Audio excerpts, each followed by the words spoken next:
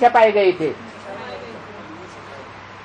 तो वो देहधारी धर्मगुरु जो अपने को भगवान समझकर बैठते हैं साकार में, क्या हम ही भगवान हैं, शिवो हम, वो मानेंगे कि हमारे में तुम्हारे में सब में भगवान नहीं है, भगवान तो एक व्यापी है। उस एक को हमने पहचान लिया। तुम पूछेंगे ये ज्ञान तुमको किसने दिया है? इसे एडवांस ज्ञान को पहले कौन समझेंगे? गीता पाठी ब्राह्मण होंगे वो समझेंगे या दूसरे को ही समझेंगे? हमारी गीता है ही मुरली। हमारी गीता क्या है? वेदों में जो पहले पहले ज्ञान निकला वो गीता ज्ञान निकला। क्या वेद बाद में निकले हैं? वेदों से भी पुरानी गीता है। तो उनसे पूछो ये ज्ञान तुमको किसने दिया जो तुम सुनते हो और सुनाते हो? कहीं ब्रह्मा बाबा ने दिया। ब्रह्मा ही गीता का भगवान है साकार। तो उन्हें बताओ कि ब्रह्मा को भी ज्ञान किसने दिया? उनके साक्षात्कारों का। तो क्या कहेंगे? है? हाँ, यज्ञ के आदि में कोई था भागीदार जिसने ब्रह्मा बाबा को भी उनके साक्षात्कारों का ज्ञान दिया? तो असली देने वाला कौन हुआ? ज्ञान का बीज डालने वाला कौन हुआ? अभी तुम बोलते हो कि ईश्वर सर्वव्यापी नहीं है और सिवाय ब्रह्मा कुमारियों के और तो कोई नहीं है जो ये कहता हो कि भगवान हमको मिला है। क्या दुनिया में कोई है धर्म संस्था, धर्म के फॉलोअर जो कहें हमको भगवान मिल गया है? और ब्रह्मा कुमारियां क्या कहती हैं? हमको भगवान मिला। तो क्या तुमको उनके फॉलोअर से पूछो, क्या तुमको ब्रह्मा कुमारियों का जादू लगा है? तुमको ये कुमारियों के ऊपर तुम्हें जादू किया क्या? फिदा हुआ है? माने फिदा हुए हो?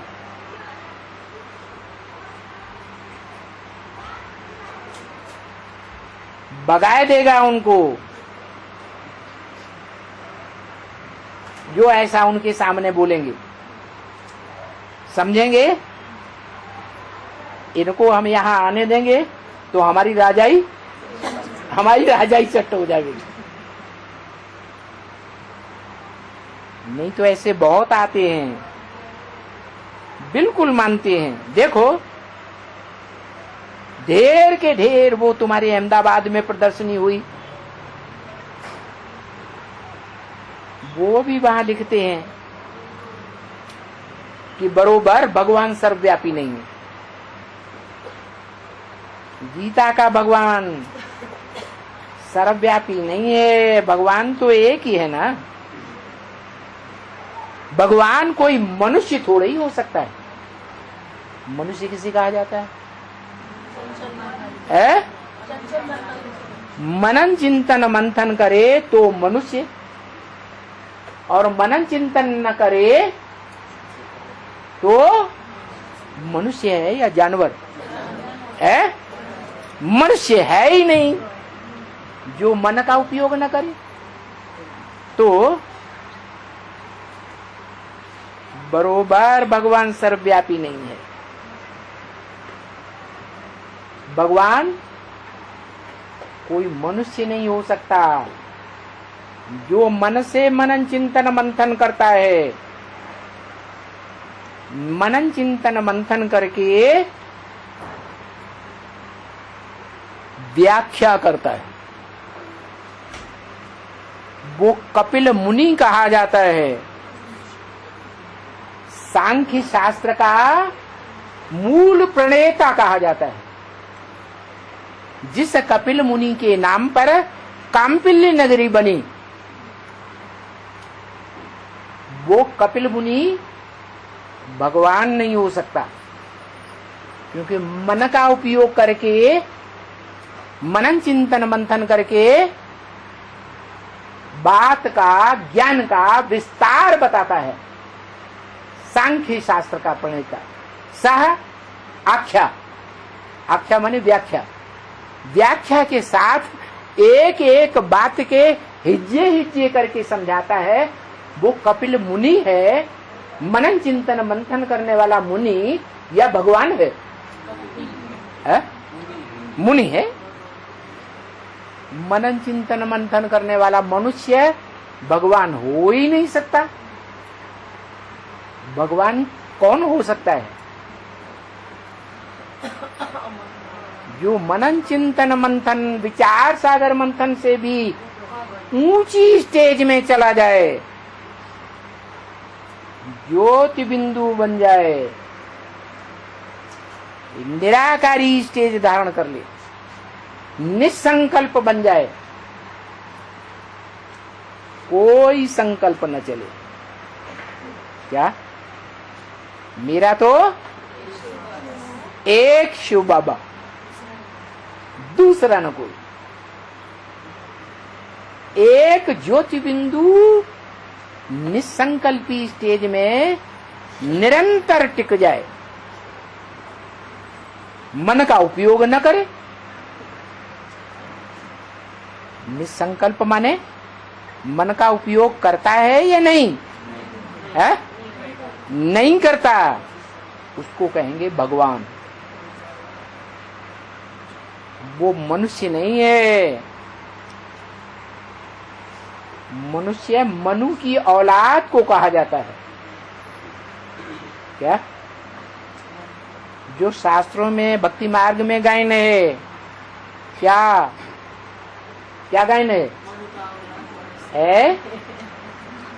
शास्त्रों में गायन है, इस बात का गायन है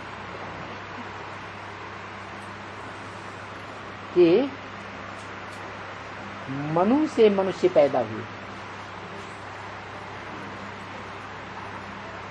आदि मनु ब्रह्मा को कहा जाता है। मनन चिंतन मंथन करने वाला, मन का उपयोग करने वाला मनुष्य कहा जाता है।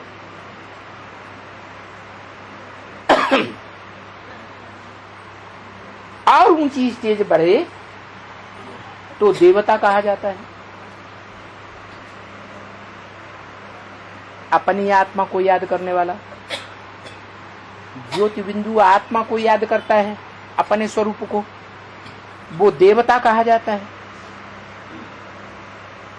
और भगवान त्रिकालदर्शी होता है, सिर्फ अपना ज्ञाता होता है, वो तो त्रिकालदर्शी है, वो भगवान कहा जाता है।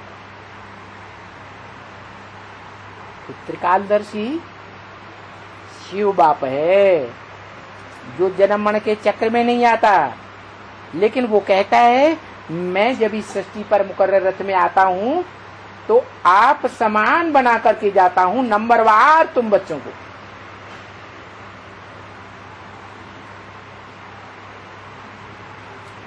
तो बच्चों में 3 देवताएं दिखाई जाते हैं ऊंची स्टेज में, सूक्ष्म वतन की सूक्ष्म स्टेज में।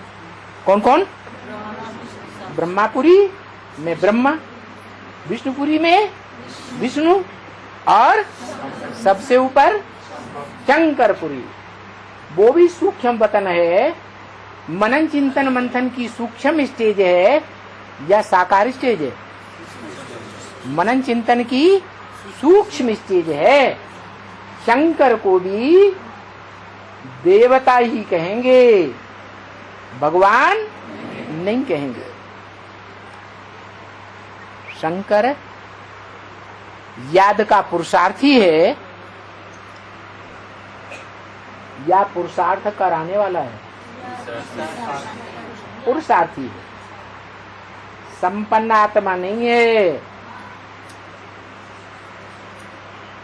पुरुष रूप जो मनुष्य हैं, जो मनुष्य तन में भगवान प्रकट होता है,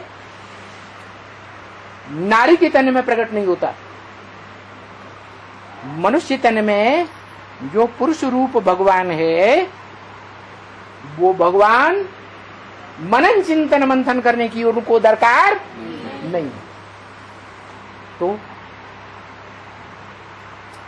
जो योगियों का ईश्वर शंकर कहा जाता है, वो याद करते करते जब ऐसी स्टेज बनाए कि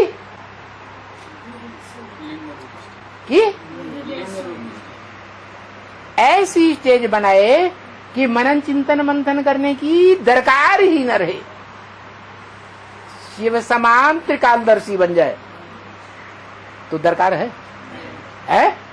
दरकार ही नहीं। तो मनुष्य को भगवान नहीं कह सकते। क्यों? क्योंकि मनुष्य मन का उपयोग करता है और भगवान को मनन चिंतन मंथन करने की दरकार है ही नहीं। और जो मनन चिंतन मंथन न करने वाला कभी भगवान कहा जाता है, सदा शिव कहा जाता है, वो स्वयं ब्रह्मा के मुख से कहता है कि मैं त्रिकालदर्शी तो हूं, सदा ही त्रिकालदर्शी हूं, इसलिए मुझे मनन चिंतन मंथन करने की दरकार है ही नहीं।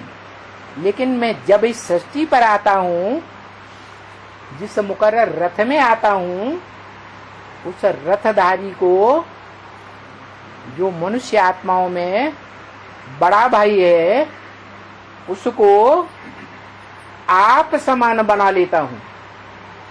कैसा बना लेता हूं?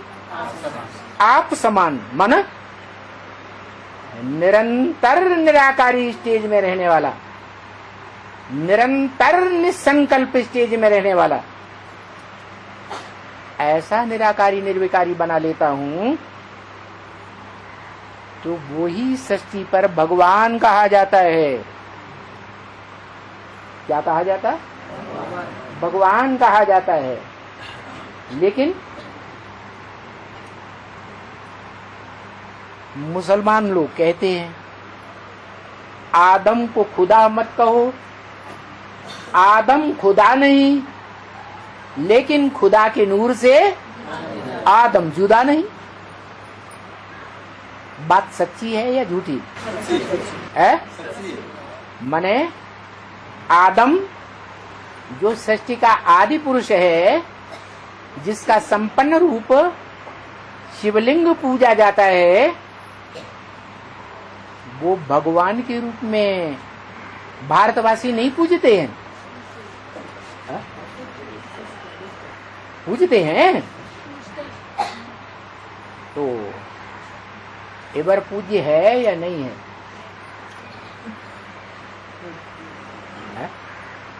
एवर पूज्य, अरे एवर पूज्य माने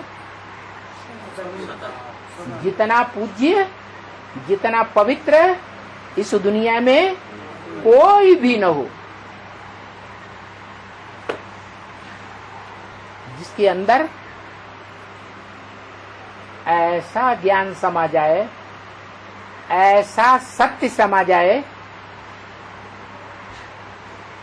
जिस सत्य को दुनिया में कोई काट नहीं सकता। अखंड सत्य, ऐसी स्टेज धारण करने वाला